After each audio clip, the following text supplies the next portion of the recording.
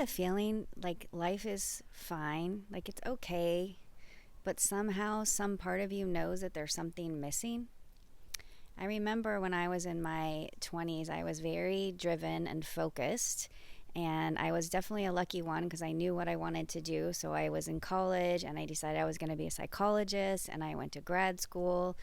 I knew I wanted to get married, buy a house, have two kids, like all the things. And I did all of those things, and they did make me happy. And I'm so grateful for being able to accomplish all of that in my life. And yet, after my second son was born, I was talking to a friend one day, and I was just like, yeah, it's good. Like things are good.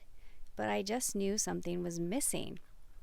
And that friend suggested I go to therapy, which seemed kind of crazy to me to go to therapy when everything's pretty much good. But luckily I did, and I found this therapist who was happened to be very spiritual. And at the time, I had been pretty closed down to anything spiritual or anything having to do with spirit. But this particular therapist kind of opened me up, and I felt like showed me that there was a lot more uh, than I was aware of. That therapist told me about the Eckhart Tolle book, The Power of Now, and for me, that became a spiritual awakening. I felt like this key, like somehow my soul had decided this day you read this book, and then the key turns, and from then on, you're on a spiritual path.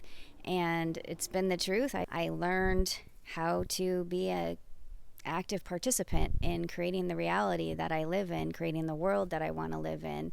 And I'm Bethany Serafina, and that's why I created the Rose School, so that I could support other sensitive folks and people just awakening to their spiritual path, learn how to calm their mind, reduce their overwhelm, and unlock their creative power.